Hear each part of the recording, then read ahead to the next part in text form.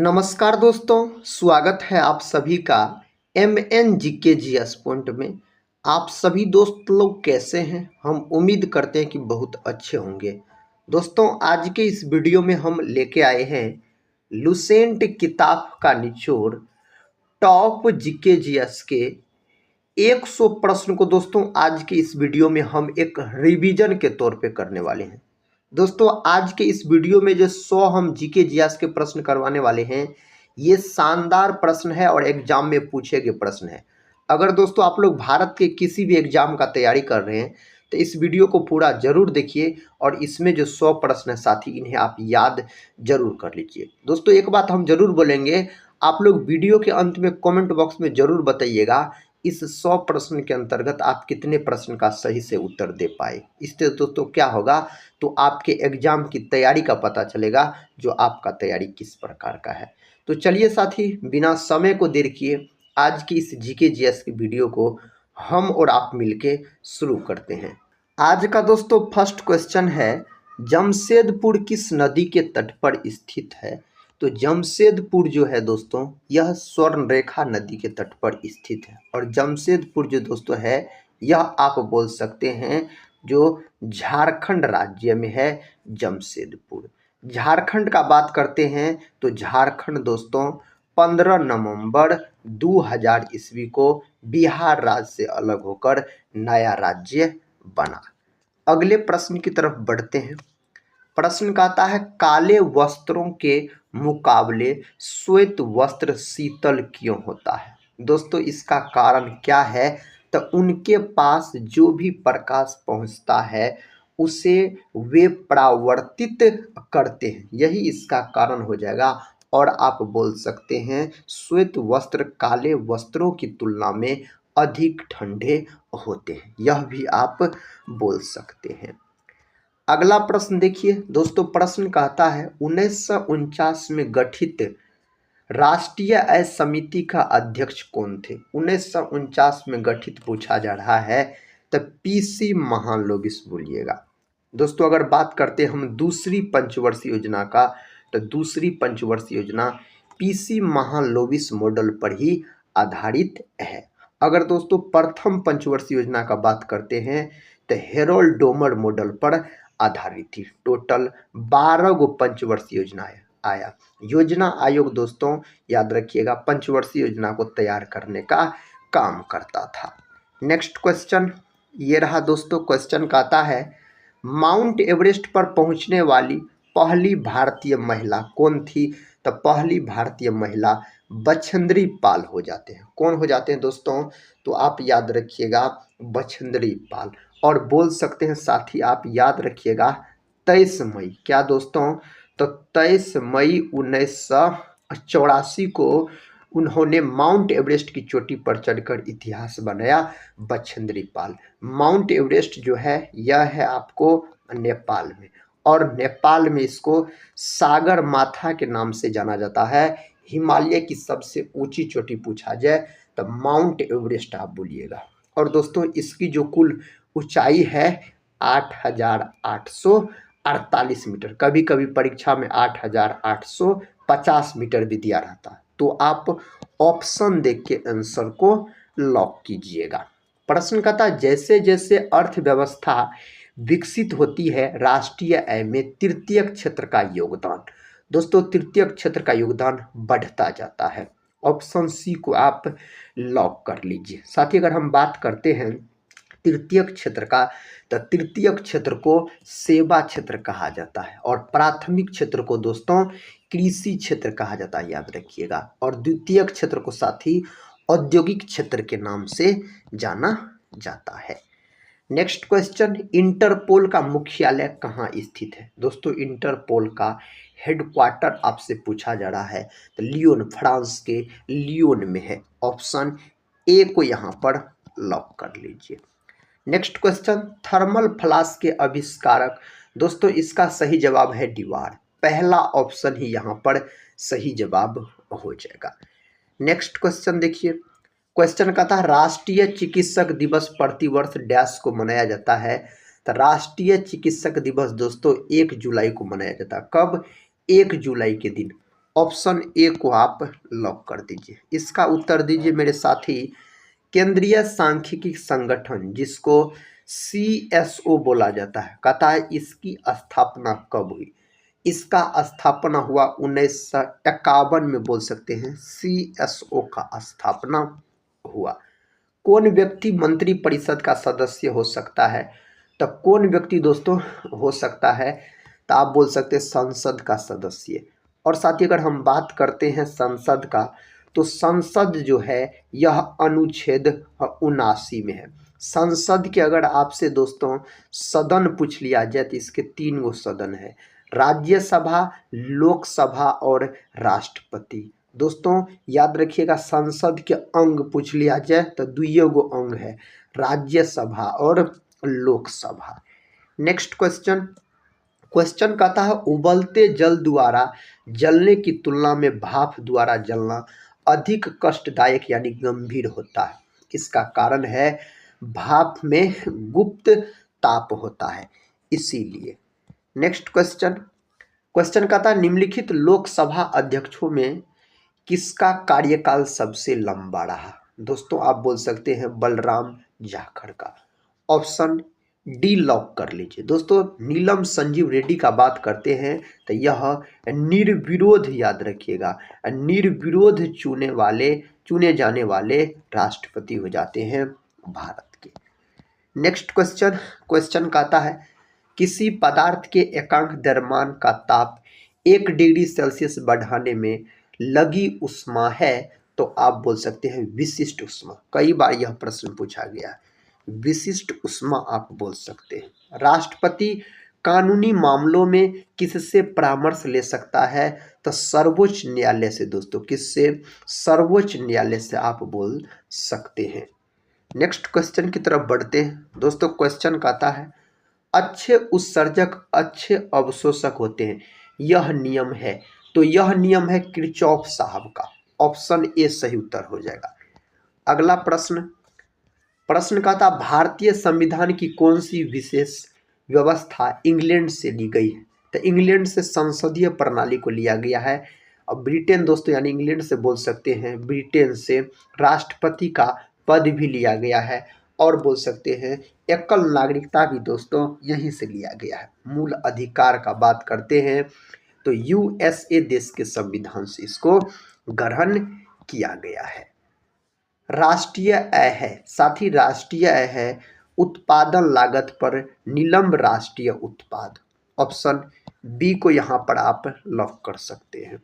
भारत में एकल नागरिकता की अवधारणा अपनाई गई है, इसको इंग्लैंड के संविधान से अपनाया गया है। पटना उच्च न्यायालय की स्थापना कब हुई? पटना उच्च न्यायालय की स्थापना 1916 में। ऑप्शन ए को दोस्तों लॉक कर दीजिए, 1916 में बोलिएगा आप। किसी वस्तु के ठंडे होने की दर वस्तु तथा उसके चारों ओर के माध्यम के तापांतर के अनुक्रमानुपाती होती है। यह नियम संबंधित है न्यूटन का शीतलन नियम। दोस्तों न्यूटन का शीतलन नियम को आप लॉक कर दीजिएगा। भारतीय संविधान ने किस प्रकार के लोकतंत्र को अपनाया है? तो साथी आप क्या बोल सकते हैं?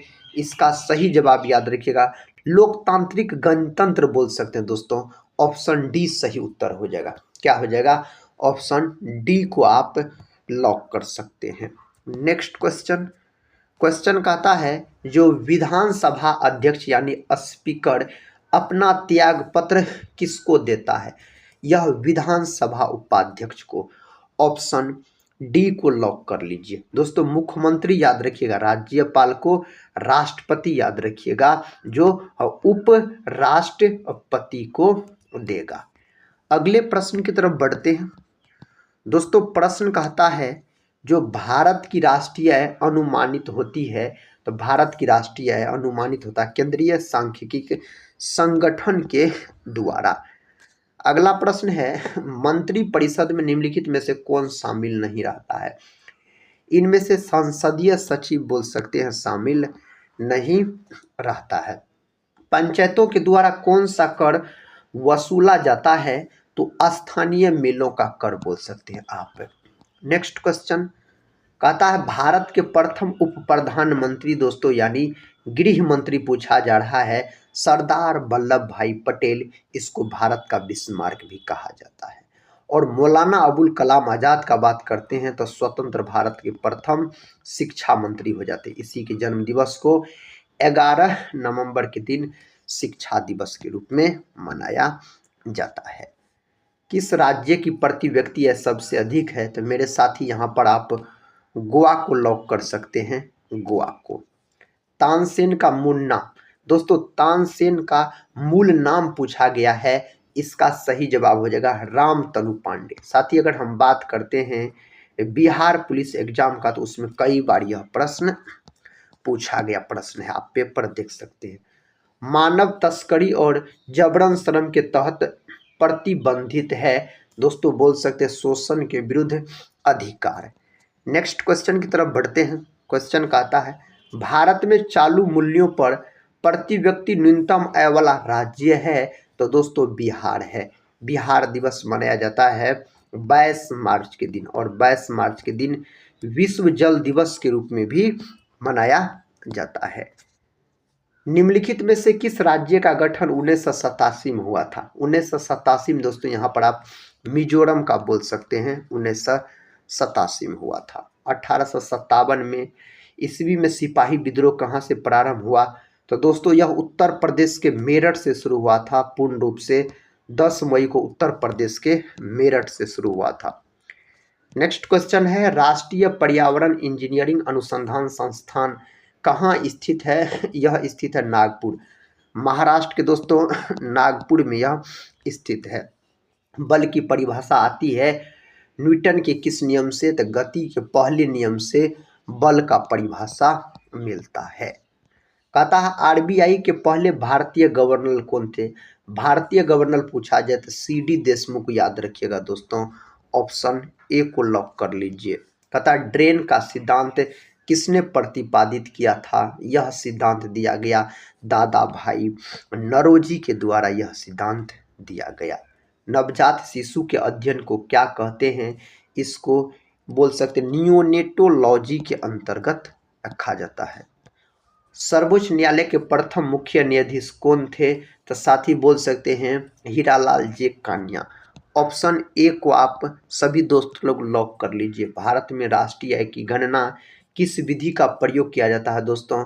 तो भारत में राष्ट्रीय आय की गणना में किस विधि का प्रयोग किया जाता है? आप सही उत्तर बोल सकते हैं उत्पत्ति गणना विधि, आय विधि, ये दोनों याद रखिएगा। ऑप्शन सी यहाँ पर सही जवाब हो जाएगा। राज्य का उच्चतम विधि अधिकारी निम्नलिखित में से कौन होता है? तो एडवोकेट जनरल बोल सकते हैं। अगला प्रश्न का था 74वें संविधान संशोधन अधिनियम द्वारा भारतीय संविधान में कौन सी अनुसूची जोड़ी गई? तो 12वीं अनुसूची इसके अंतर्गत जोड़ा गया था। भारत की नागरिकता निम्नलिखित में से किस प्रकार प्राप्त की जा सकती है? तो जन्म से दोस्तों आप बोल सकते हैं, वंशानुक्रम से, देशीकरण से, ये सभी से। ऑप्शन डी को यहाँ पर आप लॉक कर लीजिए। अगले प्रश्न की तरफ बढ़ते हैं दोस्तों, ये रहा अगला प्रश्न। कहता भारत के किस संघ शासित क्षेत्र का अपना उच्च न्यायालय है? तो यहाँ पर दिल्ली का बोल सकते हैं, दिल्ली का। नेक्स्ट क्वेश्चन, पलासी के युद्ध के दौरान बंगाल के नवाब के खिलाफ किस ब्रिटिश गवर्नर ने लड़ाई की? तो दोस्तों रॉबर्ट क्लाइव। पलासी का युद्ध बोल सकते हैं जो 1757 ईस्वी में लड़ा गया था बंगाल के नवाब सिराजुद्दौला और रॉबर्ट क्लाइव अंग्रेज के बीच। तथा दादरा एवं नगर हवेली किस उच्च न्यायालय के क्षेत्राधिकार में आते हैं? तो यह आते हैं मुंबई, याद रखिएगा। नेक्स्ट क्वेश्चन कहता है झारखंड उच्च न्यायालय की स्थापना कहाँ की गई है? तो रांची में दोस्तों, रांची बोल सकते हैं आप। झारखंड क्षेत्र से लोकसभा के सदस्यों की कुल संख्या अगर पूछा जाए तो यहाँ पर 14 आप बोल सकते हैं। प्रश्न है राष्ट्रपति चुनाव संबंधी मामले किसके पास भेजे जाते हैं? तो उच्चतम न्यायालय के पास भेजे जाते हैं इसको। निम्नलिखित में से उच्चतम न्यायालय की सबसे पहली महिला न्यायाधीश कौन थी? साथ ही आप बोल सकते हैं फातिमा बीबी। यह भी दोस्तों प्रश्न इंपॉर्टेंट है एग्जाम के दृष्टिकोण से। समाजवाद का अर्थ, साथ ही समाजवाद का अर्थ सामाजिक न्याय, ऑप्शन सी को आप लॉक कर लीजिए। भारतीय संविधान का सबसे बड़ा एकांकिक स्रोत अगर पूछा जाए तो गवर्नमेंट ऑफ इंडिया एक्ट 1935 को आप लॉक कर सकते हैं। अब तक भारत में कितनी बार वित्तीय आपात की कतः उद्घोषणा राष्ट्रपति द्वारा की गई है, तो याद रखिएगा अभी तक नहीं। नेक्स्ट क्वेश्चन की तरफ बढ़ते हैं। क्वेश्चन कहता भारतीय संविधान सभा की संघीय शक्ति समिति के अध्यक्ष कौन थे? तो दोस्तों इसके अध्यक्ष पूछा जाए तो पंडित जवाहरलाल नेहरू, जो भारत के प्रथम प्रधानमंत्री भी हुए। भारतीय सशस्त्र सेनाओं का सर्वोच्च कमांडर कौन होता है? तो राष्ट्रपति, याद रखिएगा। जल सेना, वायुसेना, थल सेना, ये तीनों का कमांडर दोस्तों राष्ट्रपति होता है। भारतीय संविधान की व्याख्या करने का मुख्य अधिकारी कौन है? तो इसका उत्तर आप लॉक कर सकते हैं सर्वोच्च न्यायालय को। किसको दोस्तों? सर्वोच्च न्यायालय को। राष्ट्रपति का निर्वाचन किस प्रकार से होता है? तो अप्रत्यक्ष रूप से दोस्तों, याद रखिएगा आप। नेक्स्ट क्वेश्चन है 1919 में गांधी जी ने सत्याग्रह के लिए आह्वान किया था, जिसके खिलाफ अंग्रेजों ने डैश नामक अधिनियम पारित किया। तो रॉलेट एक्ट दोस्तों, रॉलेट एक्ट भी 1919 से संबंधित है। महात्मा गांधी के द्वारा इसे काला कानून कहा गया था। जल विज्ञान चक्र को चलाने के लिए ऊर्जा कहाँ से आती है? तो ऊर्जा जो आता है तो सूर्य से आप बोल सकते हैं जो ऊर्जा आता है। निम्नलिखित में से कौन विश्व की सबसे गहरी झील है? तो बैकाल, ऑप्शन डी को दोस्तों आप लॉक कर लीजिए। भू स्थिर कक्षा लगभग डैश की ऊंचाई पर है? तो 36,000 किलोमीटर यानी 36,000 किमी बोलिएगा। दक्षिण पश्चिम मानसून के तत्काल बाद बोई गई फसल को क्या कहते हैं? तो इसको खरीफ फसल, खरीफ फसल के अंतर्गत आता है धान, मक्का, ये सब आता है। रबी फसल के अंतर्गत गेहूं, मटर, चना सब बोल सकते हैं। भारत की प्रमुख वाणिज्यिक फसल तो साथी कपास, तिलहन, जूट और गन्ना, याद रखिएगा। ऑप्शन बी को आप लॉक कर लीजिए यहाँ पर। कहता है महाराष्ट्र के काली मिट्टी के क्षेत्र में कपास को गन्ने की फसल के प्रतिस्पर्धा का कथा सामना करना पड़ रहा है। इसका कारण है, तो इसका कारण है सिंचाई सुविधाओं के प्रसार के कारण यह क्षेत्र गन्ने की कृषि के अनुकूल बन गया है तथा गन्ने की फसल अधिक लाभप्रद है। गन्ना की खेती सर्वाधिक अपना भारत में यूपी करता है दोस्तों, और कपास जो है यह काली मिट्टी में होता है, और काली मिट्टी सबसे अधिक गुजरात और महाराष्ट्र में देखने को मिलता है। नेक्स्ट क्वेश्चन है जो कहता है गीता रहस्य नामक ग्रंथ किसके द्वारा लिखा गया? यह दोस्तों बाल गंगाधर तिलक के द्वारा लिखा गया है। अगला प्रश्न कर लेते हैं। सूरत की कहता फूट 1907 के बाद कांग्रेस किसके हाथ में आ गई? दोस्तों सूरत अधिवेशन 1907 में हुआ था, याद रखिएगा, और इसी में भारतीय राष्ट्रीय कांग्रेस दो भागों में बट गया था, नरम दल वाले के। ऑप्शन बी को यहाँ पर लॉक कर लीजिए आप। नेक्स्ट क्वेश्चन है राजनीतिक स्वतंत्रता राष्ट्र की प्राण वायु है, यह कथन किसका है? यह कथन अरविंद घोष के द्वारा कहा गया था।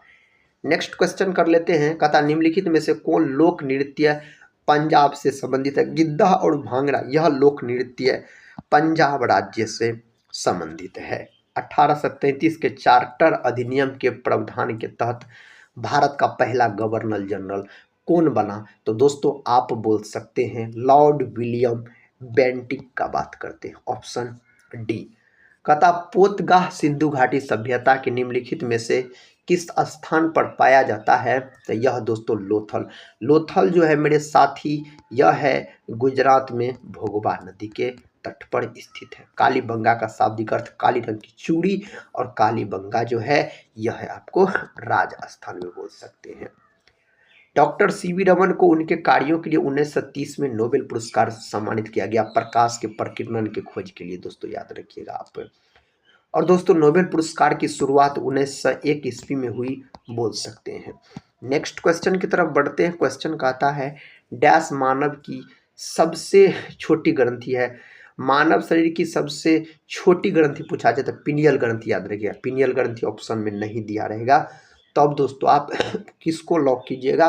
फ्यूज ग्रंथि को, जिसको मास्टर ग्रंथि के नाम से भी जाना जाता है। कहता किसने कहा था तिलक भारतीय अशांति के जनक है? बहुत ही महत्वपूर्ण प्रश्न है, तो दोस्तों वी चिरोल के द्वारा कहा गया था। नेक्स्ट क्वेश्चन निम्नलिखित में से किस जिले में कॉफी का अधिक उत्पादन होता है? कॉफी का अधिक उत्पादन दोस्तों यहाँ पर क्या होगा? कुर्ग बोल सकते हैं। नेक्स्ट क्वेश्चन कहता है निम्नलिखित में से कौन सा राज्य भारत के संपूर्ण रेशम उत्पादन का आधा भाग उत्पादन करता है या उत्पन्न करता है? तो दोस्तों इसका सही जवाब कर्नाटक याद रखिएगा आप। जम्मू कश्मीर सर्वाधिक केसर का उत्पादन करता है। जूट सबसे अधिक कहाँ होती है? तो जूट अगर आपसे पूछ लिया जाए तो आप बोल सकते हैं बंगाल डेल्टा क्षेत्र में। नेक्स्ट क्वेश्चन का था दोस्तों दक्षिण भारत में सर्वाधिक चाय उत्पादित करने वाला राज्य है, उस राज्य का नाम यहाँ पर हो जाएगा आपको तमिलनाडु। दक्षिण भारत में आपसे पूछा जा रहा है। वैसे चाय का दोस्तों सर्वाधिक असम बोल सकते हैं अपना भारत। सर्वाधिक तंबाकू उत्पादन करने वाला दो राज्य है तो आंध्र प्रदेश और गुजरात को आप लॉक कर लीजिए। कहता है कथन ए और कथन आर दिया गया है। कहता है भारत चाय का महत्वपूर्ण निर्यातक देश है। भारत में चाय की घरेलू खपत बहुत अधिक है। यहाँ पर दोस्तों अधिक होना चाहिए, याद रखिएगा। तो इसका सही उत्तर हो जाएगा ए सही है, आर गलत है। दोस्तों यहाँ पर आप ऑप्शन सी को लॉक कर लीजिए, यहाँ पर कम होगा तो सी। नेक्स्ट क्वेश्चन कहता है पिछले दशकों में भारत में कृषि उत्पादन में उल्लेखनीय वृद्धि के लिए निम्नलिखित में से कौन सा सर्वाधिक उपयुक्त कारण है? तो दोस्तों आप याद रखिएगा सही उत्तर हो जाएगा यहाँ पर उन्नत कृषि विधियों और प्रौद्योगिकियों का प्रयोग। नेक्स्ट क्वेश्चन कहता है मुजफ्फरपुर में किंग्सफोर्ड की हत्या का प्रयास कब किया गया था? तो 1908 में इसका दोस्तों प्रयास किया गया था इसका हत्या का। कहता अलीपुर बम कांड में अरविंद घोष का बचाव किस वकील ने किया था? तो उस वकील का नाम है CR दास। ऑप्शन डी को आप लॉक कर दीजिए। नेक्स्ट क्वेश्चन निम्नलिखित में से किस एक ने 1916 में लखनऊ में आयोजित भारतीय राष्ट्रीय कांग्रेस के अधिवेशन में अध्यक्षता की थी? 1916 की कांग्रेस की अध्यक्षता दोस्तों किसके द्वारा किया गया? तो बोल सकते अंबिका चरण मजूमदार के द्वारा किया गया था।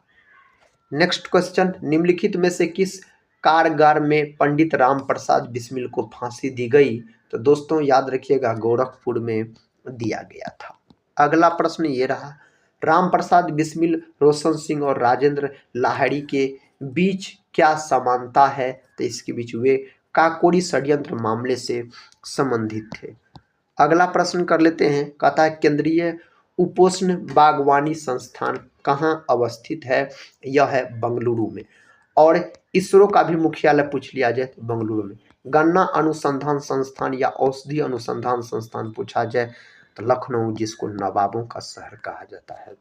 कौन सा भारतीय राज्य अग्रणी कपास उत्पादक है? तो सही जवाब है गुजरात और महाराष्ट्र, दोनों बोल सकते हैं। अगला प्रश्न है किस भारतीय राज्य को चाय का उत्पादक राज्य नहीं माना जाता है? छत्तीसगढ़ को। अगला प्रश्न देखिए दोस्तों, प्रश्न का था निम्नलिखित में से वह राज्य कौन सा जो गेहूं की खेती नहीं करता है? उस राज्य का नाम है तमिलनाडु। नेक्स्ट क्वेश्चन की तरफ बढ़ते हैं। कहता किस फसल के लिए पानी की अधिकता आवश्यक से लेकिन जमाव नहीं? तो दोस्तों उसका नाम है चाय। ऑप्शन सी याद रखिएगा। नेक्स्ट क्वेश्चन कहता है निम्नलिखित में से कौन सा रोग विषाणु के कारण होता है? इन सारे रोग में से कौन रोग विषाणु यानी वायरस के कारण होता है? जुकाम बोल सकते हैं, यह वायरस के कारण होने वाला रोग है।